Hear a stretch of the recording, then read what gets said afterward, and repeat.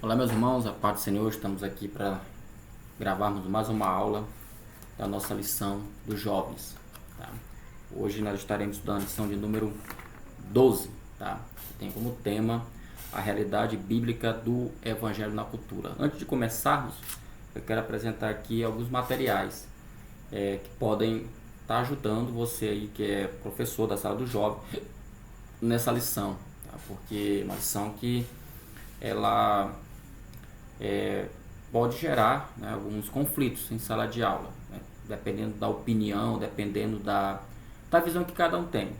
Tem muito material, tem muita coisa boa no mercado de língua portuguesa que pode estar somando aí na sua aula. Por exemplo, eu tenho esse livrinho aqui do Justo Gonzalez, tá? Cultura e Evangelho, tá legal? No final eu vou até falar alguma coisa sobre ele. Tem esse aqui sobre a questão da ciência, né?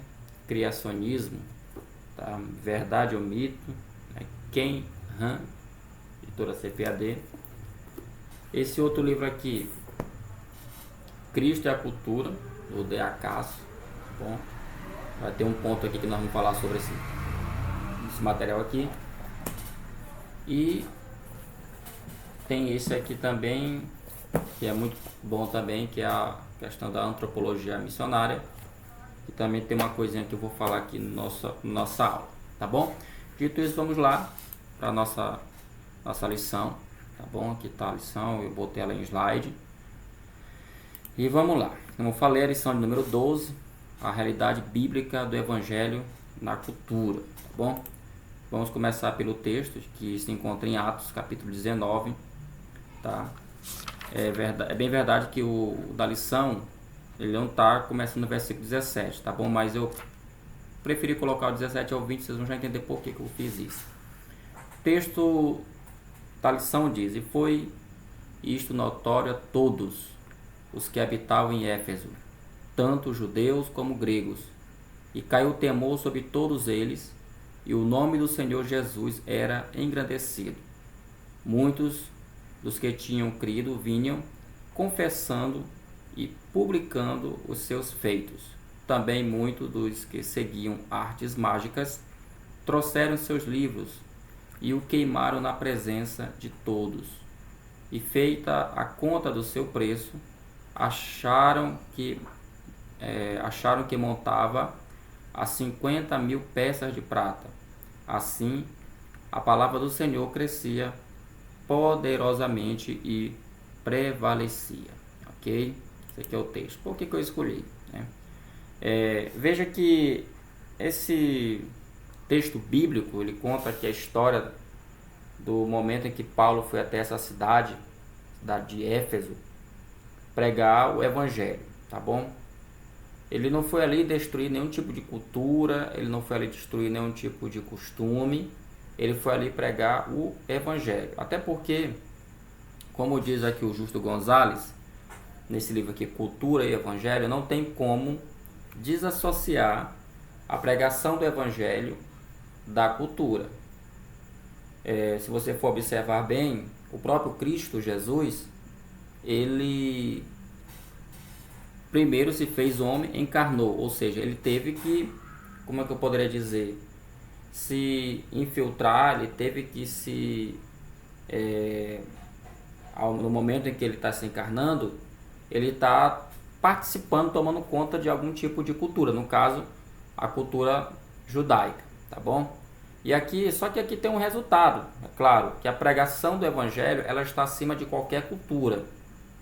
Isso aqui é importante. E como diz também o Gonzalez, é bom que se diga isso, que deve se separar a sua cultura, a cultura de quem está ouvindo o evangelho e a pregação. Mesmo que seja difícil, seja realmente talvez até impossível, mas deve se colocar o evangelho acima. Foi o que aconteceu aqui. O versículo 19, ele chama a atenção porque ele diz que também muitos que seguiam artes mágicas, ali naquela cidade, diz a história, que eles tinham muitos encantamentos, muitas artes, como diz o texto, artes mágicas. A cidade, na verdade, ela girava em torno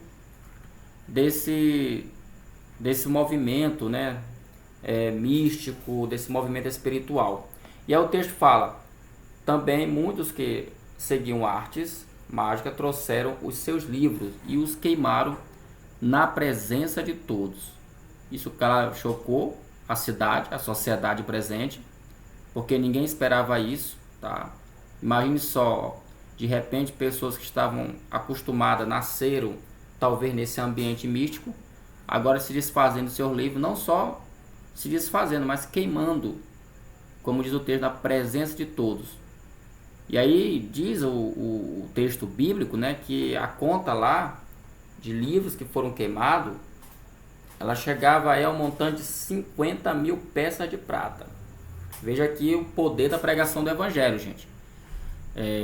Porque a lição, ela não tem como objetivo, de maneira nenhuma, pregar contra a cultura. Mas existem culturas que elas precisam ser subjugadas pela pregação do evangelho. Lembre-se, pela pregação do evangelho, não é pela sua cultura, não é pela cultura do missionário, não é pela cultura do crente, na verdade a cultura do evangelho, tá bom? Lembrando sempre que toda cultura ela está contaminada pelo pecado, toda cultura está contaminada pelo pecado, então não existe cultura boa, não tem.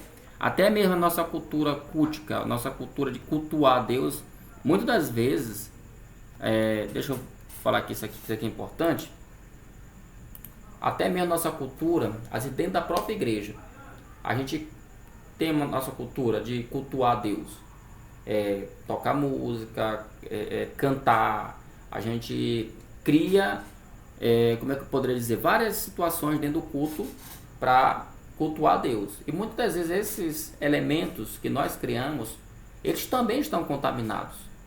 Porque dependendo do coração, dependendo muito da intenção de cada um, seja numa coreografia, seja tocando uma bateria, seja cantando, seja pregando, enfim, dependendo do coração de cada um, a gente pode estar ali entregando um culto, né? Mas é um culto contaminado pelo orgulho, pela soberba, enfim. Isso aí é algo que realmente pode acontecer, tá bom? Então voltando lá a nossa lição, tá? Então aqui nós temos essa parte.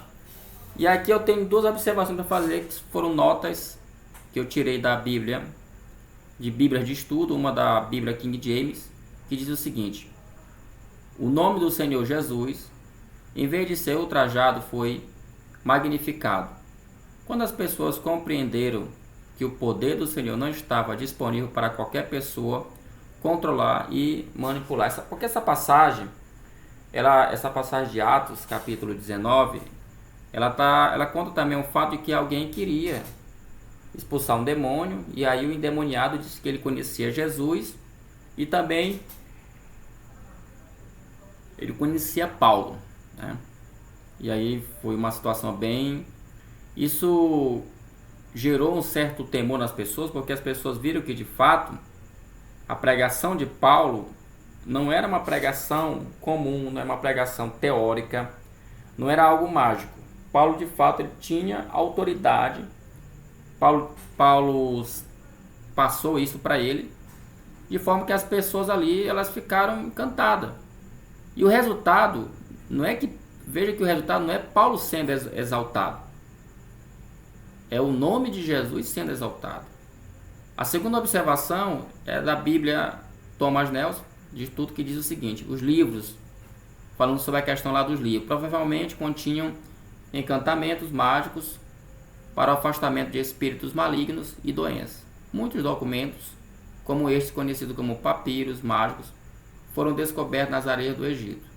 50 mil dracmas, conforme nota de rodapé da NVI, né, Nova Versão Internacional, um trabalhador ganhava cerca de 1 dracma por dia.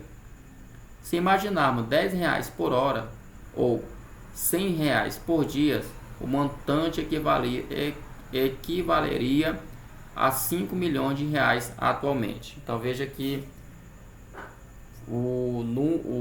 isso aqui transformando, né, para o nosso dinheiro, O valor é bem alto, né, gente? Por isso que isso aqui vai causar um grande alvoroço dentro da cidade. Porque não espere que porque você está pregando o evangelho, alguém aceita Jesus, que vai haver paz, que vai haver tranquilidade. Toda vez que o evangelho ele é pregado, o evangelho de verdade, ele vai criar esse desconforto. Na cidade de Éfeso, ele criou um desconforto, porque isso causou um grande tumulto no meio da cidade. Porque os valores, os montantes ali, como o texto lá fala da Bíblia NVI, são muito altos, de forma que isso realmente vai criar aí uma situação muito, um prejuízo, né? Um prejuízo financeiro. A cidade tinha, como eu posso dizer, no seu centro financeiro, a relação do culto com essas questões de mágica, de encantamentos, tudo isso havia. Então aí chega Paulo, prega o evangelho, e ainda por cima ele consegue demonstrar que o poder de Deus é maior que todas aquelas coisas. Aí isso não caiu muito bem no ouvido daquelas autoridades locais, tá bom? Vamos aqui de novo, tá bom? A introdução eu dividi ela aqui em 3 pontos, né? A primeira, a questão do evangelho e seu alcance. O evangelho ele tem, na verdade, um grande alcance, tá? Porque a gente tem visto isso ao longo da história da igreja, aonde esse evangelho tem alcançado, aonde ele tem entrado, na verdade. Segundo, a gente vê que esse alcance tem gerado transformações, tá bom? Dentro das culturas, a gente vai falar um pouco sobre isso lá na frente. O evangelho ele tem transformado. Agora aqui é bom que se diga o seguinte, logo adiantando. É bem verdade que isso aqui pode gerar uma certa polêmica, porque em alguns lugares, como por exemplo na América Latina, que é onde a gente mora, o cristianismo, na maioria das vezes, ele se impôs, tá? Ele não pregou o evangelho de verdade. Se a gente for realmente estudar a história da América Latina, a gente vai perceber que não houve uma pregação do evangelho, houve uma imposição.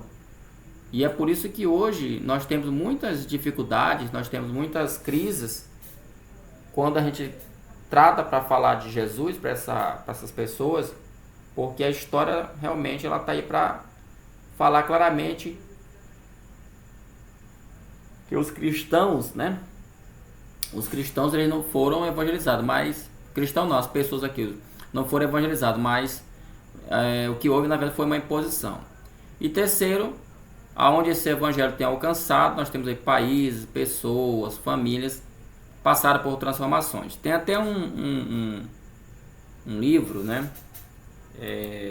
Um livro lançado pela CPAD, que ele tem, se não me falha a memória, na capa dele, ele pergunta assim, como é que seria o mundo sem a presença do cristianismo, tá, gente? As pessoas falam muito mal do cristianismo, da cultura cristã e tal, mas a questão é como é que seria o mundo?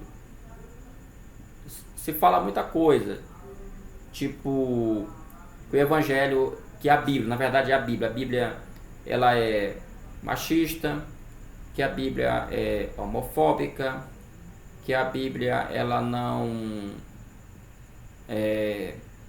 ela privilegia uns em detrimento de outros, como por exemplo, diz que o homem é sempre tratado na Bíblia como um ser maior e a mulher um ser inferior, mas o que a gente vê não é isso. Aonde o evangelho passou, se existe hoje, por exemplo, uma certa ideia de igualdade em alguns lugares do mundo, começa-se com a Bíblia. Até porque a criação, não é o caso aqui da lição, vamos falar sobre isso aqui, mas a criação deixa muito bem claro que Deus, quando criou o homem e a mulher, ele os criou em pé de igualdade. É claro que cada um tem o seu papel. O papel de um não significa dizer que é maior do que o outro, mas é como se fosse uma equipe onde cada um precisa executar o seu papel. Não existe, na verdade, não existe facilidade para nenhum dos dois. Agora, é claro que ao longo da história da igreja, principalmente, os homens interpretaram a Bíblia. Uma coisa é o que a Bíblia diz, outra coisa é o que os pregadores têm interpretado ao longo do tempo. E aí isso acaba gerando certo desconforto, uma certa confusão. Mas se você for estudar de fato direitinho, ao pé da letra, não tem essas barbáries que a gente vê por aí não, tá? Voltando aqui, tá bom? Então a introdução é essa. Aqui nós temos o primeiro tópico. O primeiro tópico, gente, ele é muito importante que você, professor da EPD, possa discutir isso aqui em sala de aula, tá bom? Ele vai começar falando o que é cultura. O que é cultura, gente? Tá bom? O que é cultura? E aqui eu dividi todo o conceito nesses pontos. Primeiro, essa palavra aqui não tem na lição, tá? Ela vem do latim colere. Significa apenas lavrar ou cultivar o solo. Logo, cultura tem a ver, de acordo com os estudiosos que trabalham com essa questão de etimologia das palavras, eles vão dizer que a cultura, a gênese dela, está relacionada realmente com o cultivo, com a agricultura. Depois, com o passar do tempo, é que essa palavra cultura, ela vai ser usada para falar, por exemplo, de pessoas cultas, pessoas estudadas, por aí vai. Mas a gênese da palavra, na verdade, tem a ver com isso aqui, lavrar ou cultivar o solo, que eu acho, na minha opinião, tem mais a ver. Porque, como diz aqui a lição, a cultura, ela engloba assuntos como a arte, o conhecimento científico, a língua e as tradições de um povo, tá bom? Isso tanto no sentido coletivo, essa questão aqui das tradições do povo, no sentido coletivo, como também no sentido individual, tá, gente? Porque cultura, como ele fala aqui, ela vai englobar várias coisas. E cada povo tem o seu meio de fazer ciência, tem a sua própria língua e tem as suas tradições. Tudo isso faz parte da cultura. E como é que isso acontece? Tá bom? A gente vai ver daqui a pouco como é que ela é formada a cultura. Agora, antes de falar sobre isso, tem um outro ponto que fala que todo grupo social tem a sua própria cultura. A comida, a forma de se vestir, de trabalhar, de falar e a maneira como interage com o ambiente e entre si. São componentes da cultura, tá bom? Agora, como é que a cultura é formada? Aí a lição vai dizer, ela é repassada dos mais velhos para os mais novos no lar. Então, as pessoas antigas, né, sempre estão passando isso aí, era algo costumeiro, hoje nem tanto, mas no passado era assim que as pessoas aprendiam. Os mais velhos, os anciãos, sempre estavam passando por mais novos os elementos culturais, os ensinamentos para que eles pudessem dar continuidade. Mas você também aprende no trabalho. A escola, gente, é muito importante falar da escola, porque a escola é um ambiente onde o ser humano aprende muito sobre cultura. E tem, claro, né, a literatura, a música e outras manifestações sociais, tá bom? Outra questão que a lição vai tratar aqui, né, nesse primeiro subponto, sobre o que é cultura, que ela pode se perder ou ela pode deixar de ser lembrada, né? Cair na questão do esquecimento, ser esquecida. E aí a lição vai colocar esse texto, depois você lê com a turma, que Deus, preocupado com isso, deixa essa ordem aqui para o povo de Israel, onde os pais deveriam ensinar os filhos sobre a questão da palavra, tá bom? Depois você dá uma lida com a turma, é bem interessante, isso aqui é bem metódico, é bem repetitivo. Aqui diz que deveria ensinar a palavra andando para o trabalho, deveria ensinar a palavra ao deitar, ao levantar, deveria colocar a palavra nos umbrais das portas, e assim, tem vários conceitos interessantes aqui, nesse texto aqui de Deuteronômio capítulo 6, capítulo 6, do versículo 6 ao 9, tá? Vamos para frente. O segundo subtópico, né, vai falar sobre... ainda não, né? Tem aqui, ó, a cultura e a língua de um povo. Tá, isso aqui, essa citação aqui, deixa eu só voltar aqui um pouquinho, é daquele livro que eu mostrei do Ronaldo Lindório, Introdução à Antropologia Missionária. Aí você deve estar perguntando assim: mas Silvio, o que é que tem a ver a antropologia missionária com essa lição? Tem tudo a ver, gente. Porque não tem como você falar, por exemplo, de cultura e não falar também de antropologia. Só que é claro que esse material aqui, o pastor Ronaldo Lindório, ele é antropólogo, claro, né? Ele tem como objetivo mostrar que tanto a antropologia como também a missiologia, elas devem andar juntas. Porque, como ele fala no livro, o antropólogo, o olhar dele é mais teórico.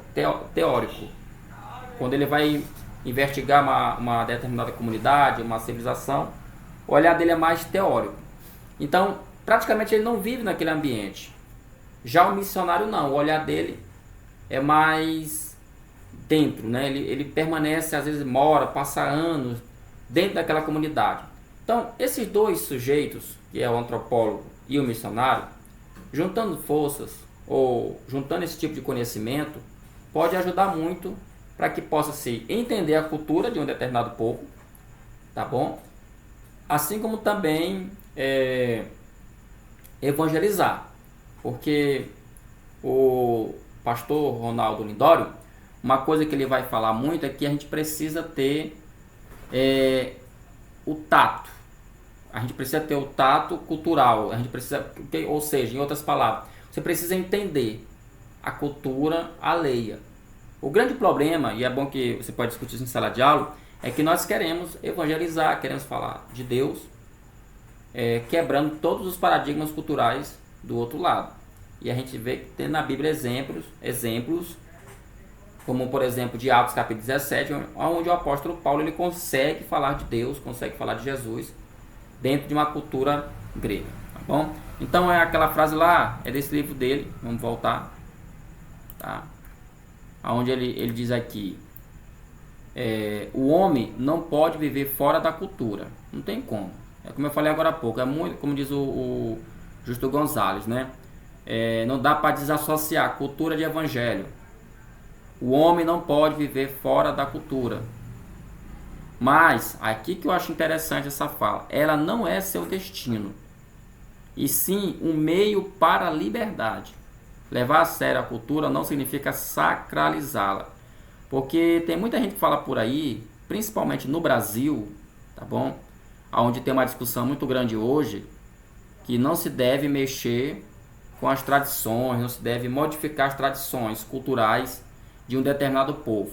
Hoje em dia, até para pregar hoje em quilombos, em determinadas comunidades antigas, precisa de todo um parecer burocrático, assim como também a permissão da liderança local. Por isso que ele fala, a cultura não significa sacralizá-la, e sim permitir que a exigência de problematização inerente à comunicação que se dá na cultura se desenvolva até o telos, ou seja, até o progresso do descentramento. Seja Paulo Ronei. O que ele quer dizer aqui, gente? Bem, ele está dizendo aqui que, primeiro, o homem não pode viver sem a cultura. Segundo, a cultura ela não pode ser algo engessado, mas ela deve ser pelo menos um meio para a liberdade. O ser cultural ele é um ser que pensa, ele é um ser que tem livre-arbítrio, é um ser que raciocina. Então, logo, não pode ser uma coisa engessada. E nós sabemos que tem culturas que são extremamente danosas à vida humana, tá? E não deve ser sacralizar ela, colocar como se fosse santa. É como se, por exemplo, você quebrasse uma cultura, você fosse para o inferno, né, por aí. Mas entender que haverá problemas, tá bom? Inerentes à comunicação que se dá na cultura. E se desenvolve até o telos, ou seja, o progresso do descendente. Ele vai citar aqui no livro, aqui o Ronaldo Lindório, uma situação que às vezes, por exemplo, você vai alfabetizar uma tribo indígena. Talvez lá não tenha recursos, talvez lá não tenha, quando eu falo recursos didáticos apropriados para alfabetizá-lo. Então, nesse sentido, aí quer dizer porque a tribo lá não tem um recurso, digamos assim, não tem meios para alfabetizar, aquelas pessoas não têm o direito de aprender a ler e a escrever. Aí, nesse caso, entra a escola. A escola com seus aparatos pedagógicos, né, com seus aparatos didáticos, claro, respeitando a cultura local, mas usando aquela escola e as suas ferramentas e elementos para que ela possa conseguir aí alcançar a vida daquelas pessoas alfabetizando, tá bom? Então é muito importante isso aqui ser falado em sala de aula, tá, gente? Aí nós temos aqui a cultura no Antigo Testamento, tá legal? Basicamente a cultura no Antigo Testamento ela se baseava na agricultura, tá bom? Você sabe que o povo de Israel é um povo que, todos aqueles povos, né, tinha muito esse costume da cultura, da questão da agricultura. O trabalho, tá bom? O trabalho poderia variar, tá bom? Como ele fala aqui, havia casos em que a escravidão era corrente, mas também havia empregados remunerados, pessoas livres que trabalhavam e recebiam salários. A questão da família também era muito importante, era sagrada a família. Não tinha toda essa confusão que tem hoje, tá bom? E a religião, você sabe que é um dos pontos altos, né, da cultura no Antigo Testamento. Então tem uma cultura. Lembre-se, a cultura, irmão, é a manifestação, é a crença de um povo. Então, Israel tinha sua cultura, tinha sua forma de trabalho, tinha sua família e também tinha sua religião, tá legal? E no Novo Testamento, aqui o negócio é ainda mais profundo, tá? Para encerrar esse primeiro tópico. Primeiro que o Novo Testamento, é bom que se diga, ele nasce dentro de uma cultura ímpia, uma cultura estrangeira. Os judeus estavam sob o domínio de Roma. A igreja vai se desenvolver dentro de Roma. Logo, a cultura que o Novo Testamento vai beber, e muito, é essa aqui, ó, a cultura romana. O que os romanos tinham de cultural? Tinha literatura? Tinha. Também tinha a questão, a forma política, tinha o direito romano, até se fala muito, quem trabalha na área aí que é advogado, né, que é estudante, sempre fala muito sobre o direito romano. Eles tinham suas políticas, tá?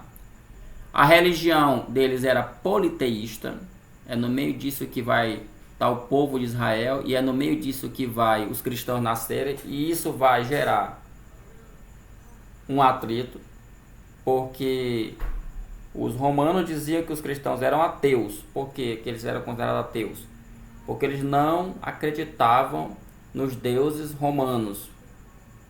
Os gregos é outro elemento forte, apesar que politicamente quem manda é Roma, mas culturalmente quem vai realmente governar é os gregos, né? Porque eles vão deixar forte alguns aspectos, como por exemplo a língua, né? A língua grega, ela mesmo eles não estando mais no poder, mas ela continuou predominando, e foi tão forte isso que o Novo Testamento foi escrito totalmente aí em grego, né? Tem o chamado grego koiné, foi a língua oficial da escrita do grego. Então, gente, o que a gente pode aprender aqui para resumir essa história do primeiro tópico?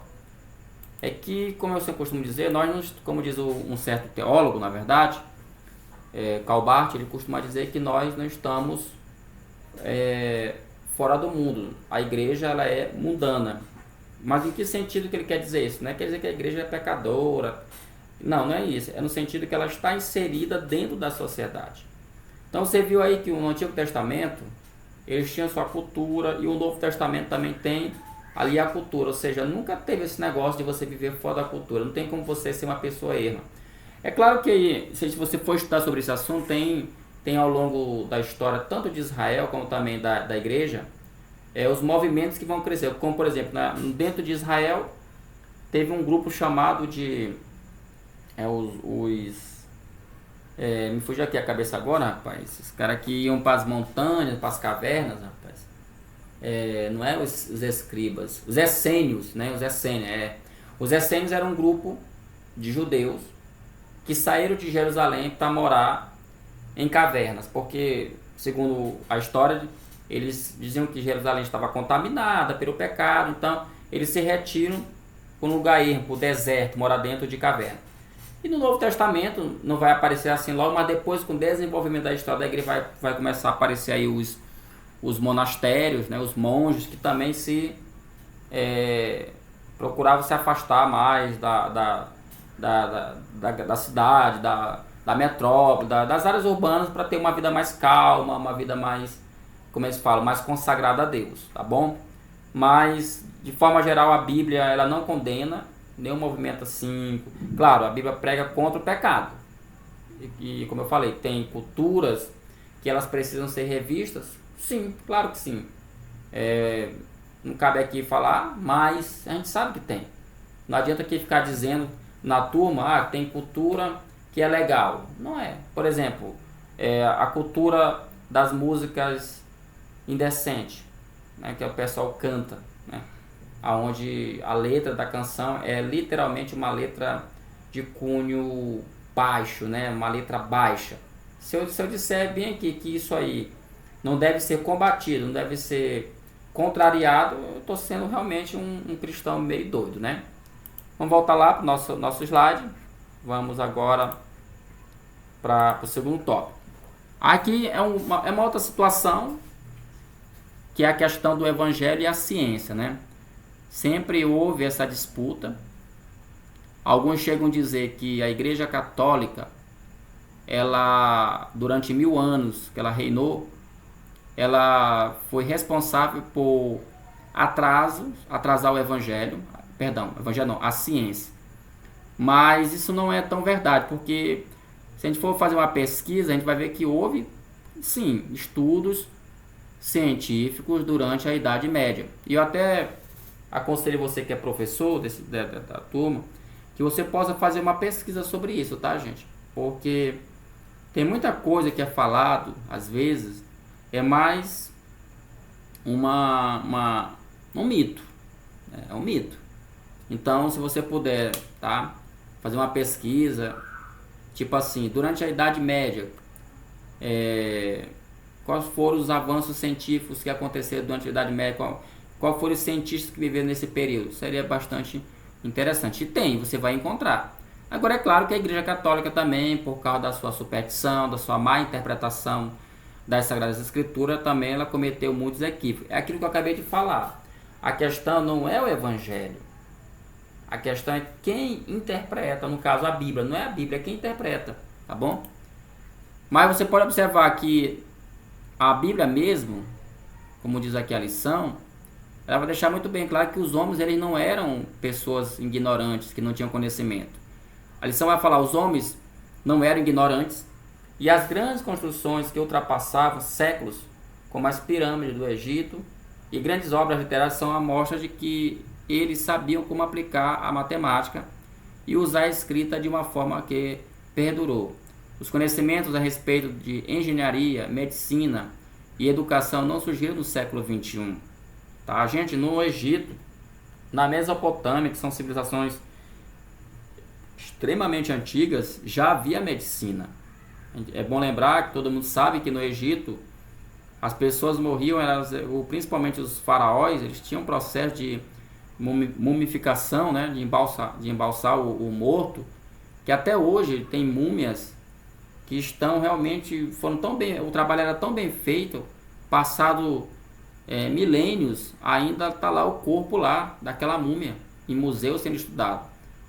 É algo que, como ele fala aqui, isso aqui não nasceu no século XXI. As pirâmides, né, cada pedra daquela dizem que tem mais de 1 tonelada, e um dos grandes desafios que a engenharia atual, e quem é curioso se pergunta como é que eles conseguiram fazer aquilo, sem os equipamentos, né, aí vem muitas teorias também, mas enfim, de qualquer forma, você pode observar, olha, o templo de Salomão, tá bom? Foi um templo muito bem feito. E ele vai falar aqui, ó, que o templo de Salomão foi construído, ele durou essa construção 410 anos, é muito tempo, gente. Eles não tinham, com certeza não tinha computação. Naquela época, os caras não eram como hoje. Mas já haviam pessoas inteligentes. Principalmente aqui esse templo que foi construído, não foi construído à toa. Houve pessoas que foram levantadas, que entendiam de matemática, das medidas, tudinho sabiam como fazer a coisa acontecer. Então, sempre houve. Claro, é óbvio, quando a gente fala de ciência, alguém fala, mas naquele tempo era tudo muito primitivo. Sim, mas as ideias que se tem hoje, as coisas concretas que se tem hoje, é bom que esse dia começou lá atrás, tá bom? Então é importante esse primeiro ponto aqui, eu achei bem bacana frisar isso aqui. Segundo, agora isso aqui é interessante também. No mundo antigo, né, agora como é que é em nossos dias? Primeiro, o tópico também resumido da seguinte maneira. Primeiro, o movimento chamado iluminismo trouxe. Até então, gente, não havia antes do iluminismo isso aqui, ó, tipo um método científico. O que é método, gente? É um critério. A ciência passou a adotar, depois do iluminismo, um critério para se fazer ciência, tá? Não é por isso que quando tem esses debates de teoria da evolução e criacionismo, uma coisa que muito se pergunta, se indaga, qual é o método? Qual é o método científico que a teoria da evolução usa? Por exemplo, qual é o método científico, por exemplo, para a gente hoje quando vai se debater, discutir temas polêmicos, que tem muitos hoje, uma grande discussão, a questão da ideologia de gênero. Qual é o método científico que se tem para discutir esse assunto? Existe um método? Se existe um método, então ok, isso é ciência, mas se não tem nenhum tipo de método, é apenas especulação, é ideologia, é achismo, tá bom? Eu acho interessante você, professor, levantar essa questão em sala de aula.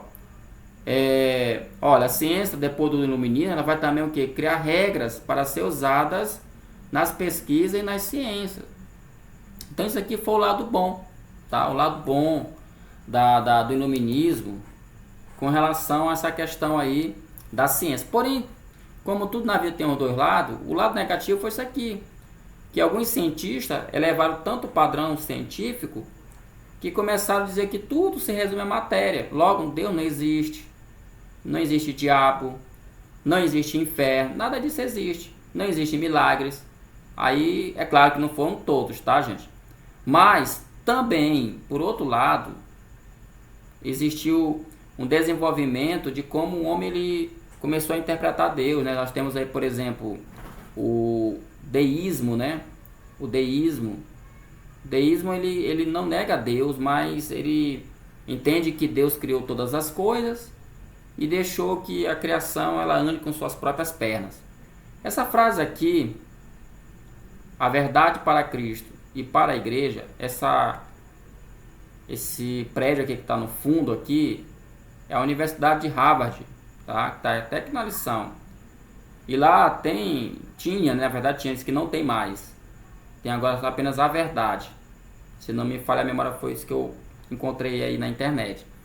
Mas no início era a verdade para Cristo e para as igrejas. Interessante, né? Uma das universidades mais antigas do mundo. Ela foi construída por puritanos, logo foi por crentes, né, cristãos.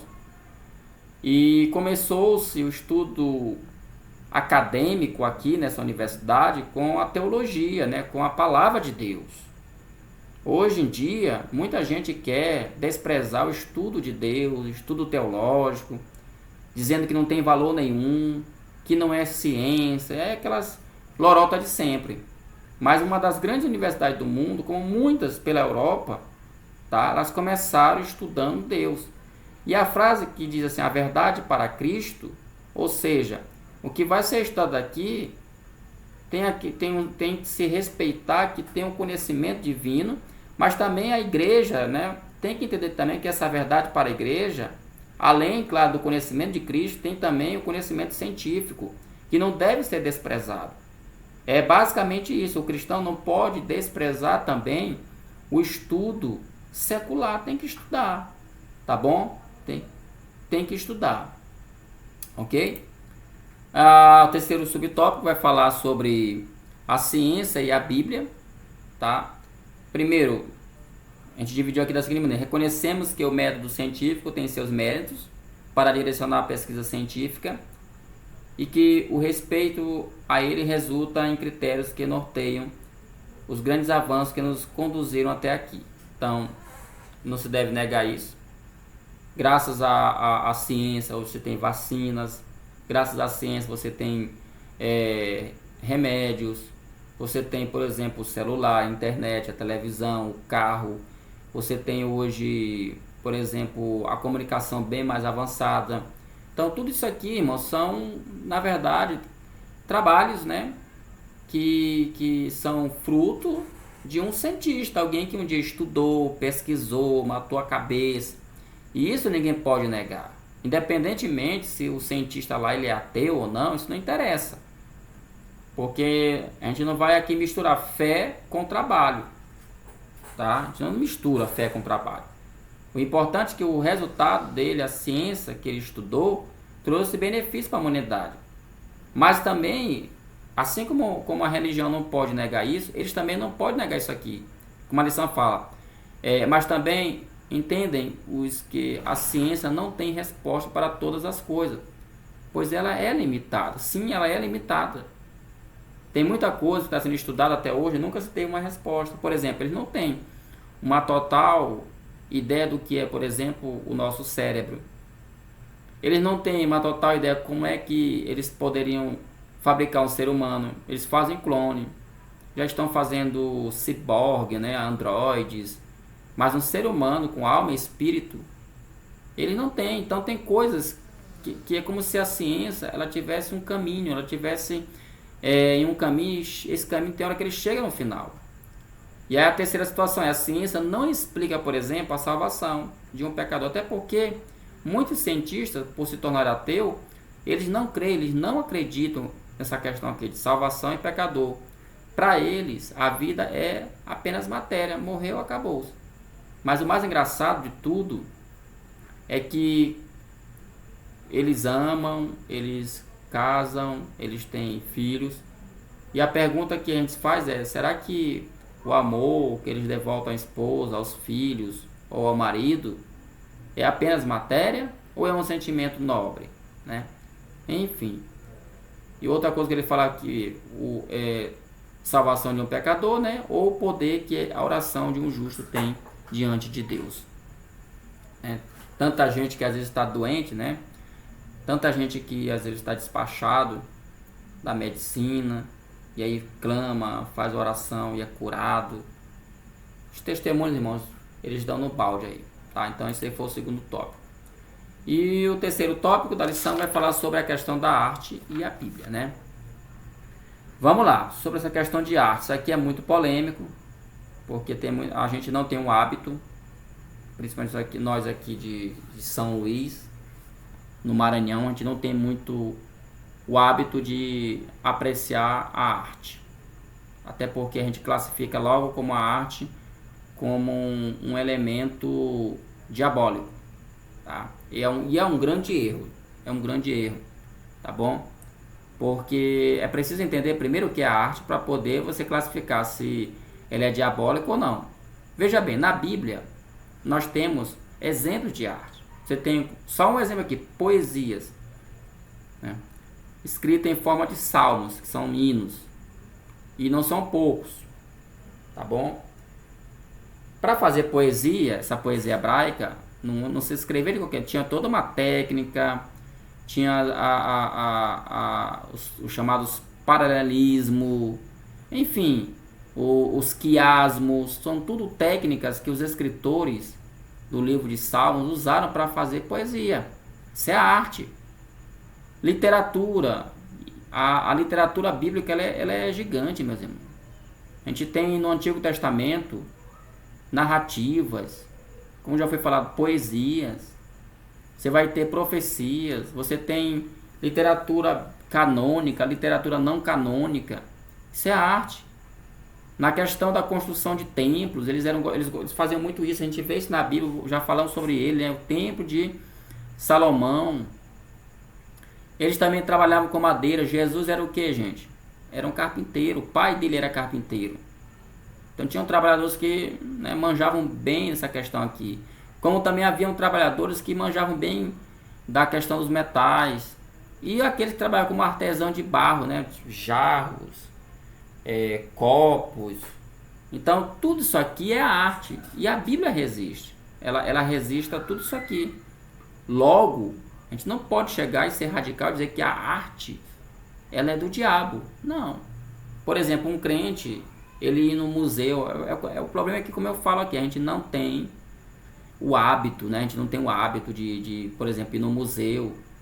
Mas você poder entrar no museu, lá na França, tem lá o Louvre, né? Ali que é um dos maiores museus aí de arte do mundo. Você poder estar num lugar desse, você poder viajar para um país e tipo assim, poder tocar, ver a história, né, sendo contada. Mas você indo até Israel, vendo ali os lugares ali que a Bíblia descreve, tudo isso, vendo a arte, né, que foi ali criada. É bom demais, cara, entendeu? Tem gente que, por exemplo, não consegue admirar. Eu vou até ser um pouco aqui polêmico, a gente não consegue admirar um filme, né? Às vezes o cara não tem só besteira, esse filme é só mentira. Gente, a arte as pessoas têm que entender que a arte ela tem uma mistura, né? De ideia, razão, inspiração, tem isso, né? É claro que é óbvio que a gente está diante de uma cena que não é verdade, mas você não é possível. O problema é como eu falo, a questão, principalmente dentro do movimento pentecostal, há uma dificuldade muito grande da questão da contemplação, porque as pessoas, eu vou estar contemplando quadro, né? Eu vou estar contemplando, por exemplo, um prato antigo, uma cidade. Para mim tudo isso é bobagem. O que importa na verdade é dar glória a Deus, é sentir a presença de Deus. Mas é a arte, e às vezes a gente se esquece que Deus é aquele que inspira as pessoas, tá bom? Claro, tem arte ruim também, não estou dizendo que toda arte é boa, tá?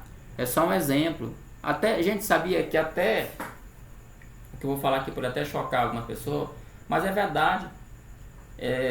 Até mesmo um determinado esporte, ele tem as suas características.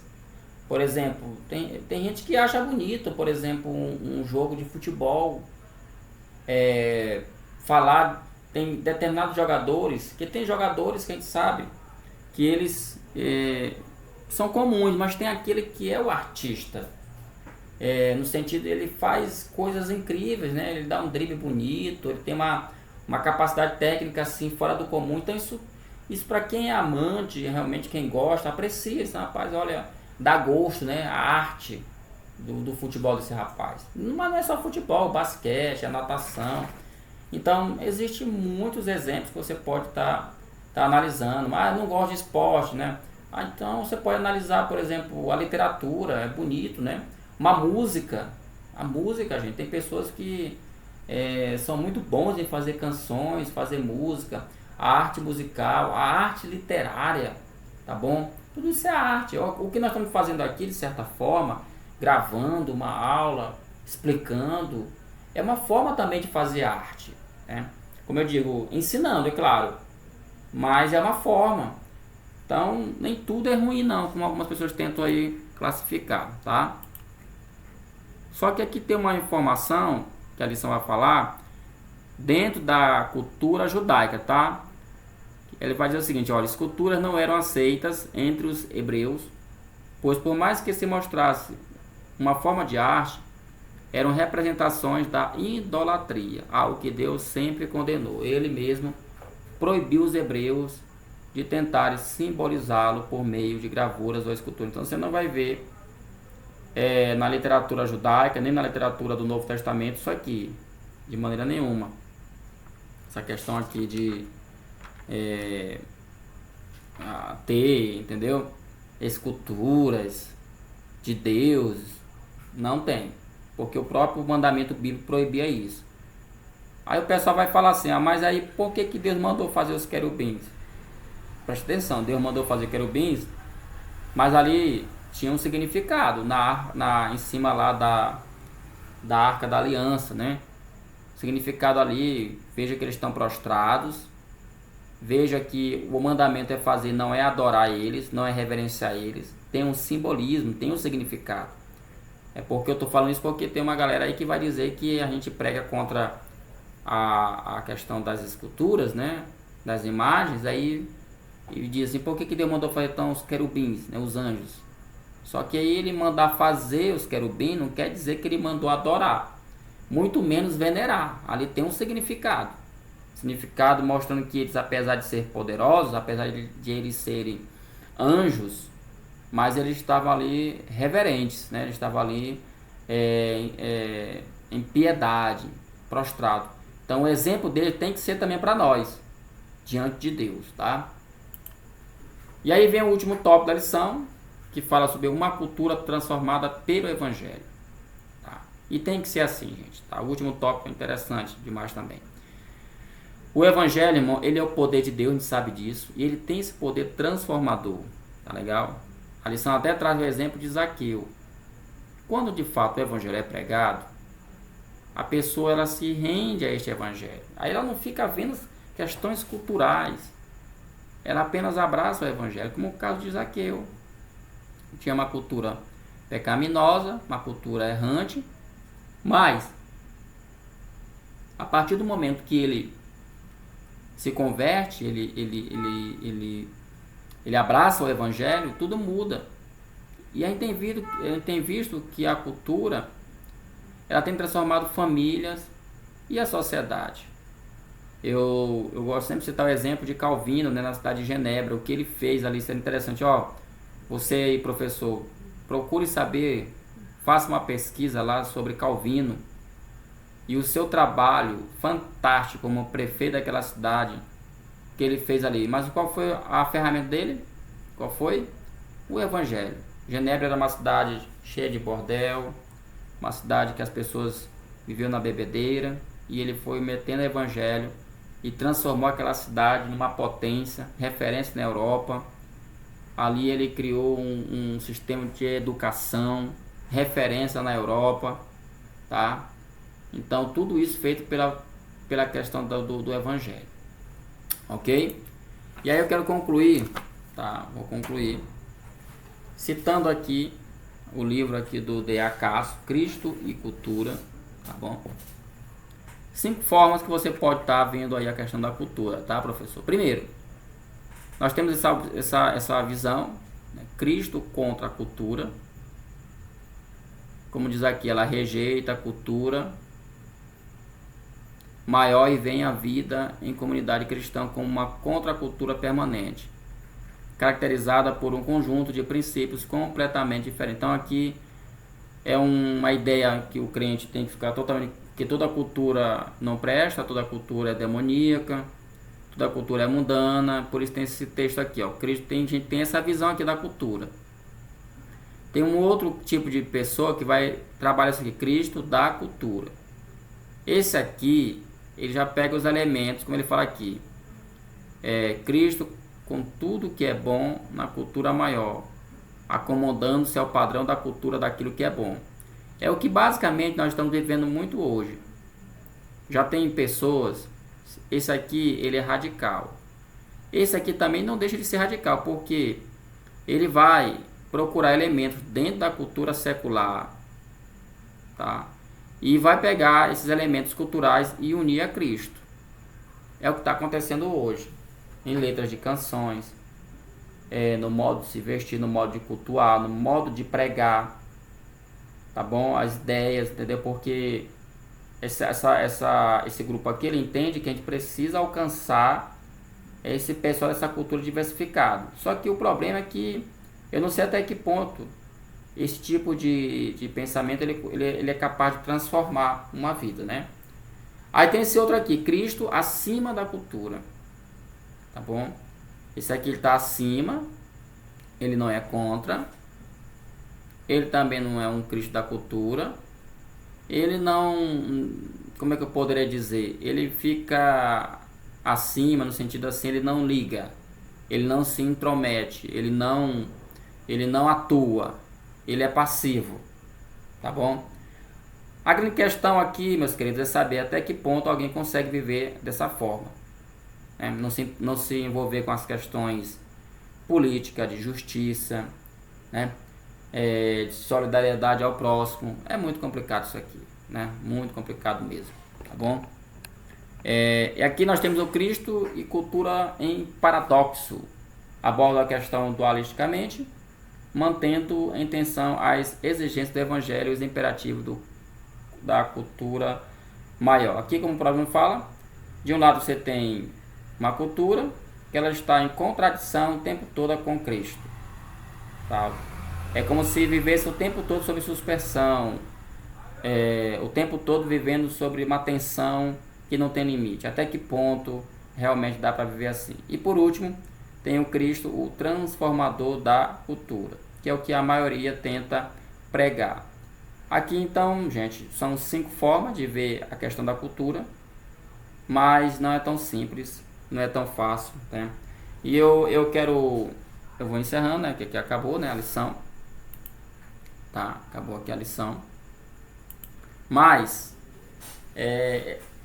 no livro aqui do Justo Gonzalez, ele cita eu quero citar aqui 2 situações desse livro. Primeiro, quando ele cita aqui Tertuliano, né? Ele vai citar aqui Tertuliano. E o Tertuliano, ele era um cristão, advogado, etc, tal. E ele não compartilhava com as ideias da igreja ter alguma relação com a filosofia secular. Ele tem até uma frase, né, que é mais ou menos assim: o que tem a ver, por exemplo, Atenas com Jerusalém, ou Jerusalém com Atenas? Ou seja, não tem nada a ver. Atenas é mundana e a Jerusalém é de Deus. Só que o Justo Gonzalez faz um contraponto quando ele fala que o próprio Tertuliano, ele usou o direito romano, ou seja, uma cultura secular de um grupo gentil. Ele usou esses argumentos para defender os cristãos em meio à perseguição.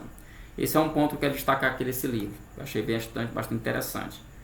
E outro ponto é quando ele cita a questão da Torre de Babel e do dia de Pentecostes. A Torre de Babel, as pessoas tentaram se unir para tentar universalizar uma cultura. E o texto fala que Deus, o que ele faz? Ele espalhou todo mundo, ou seja, a cultura ali, ele não queria que uma cultura viesse ser a maior ou a cultura dominante. Então o que a gente aprende aqui? Que eu vou dizer o seguinte: Cristo está acima de todas as coisas, mas abaixo dele todas as outras culturas, elas devem ser respeitadas, elas devem ser aprendidas, tá bom?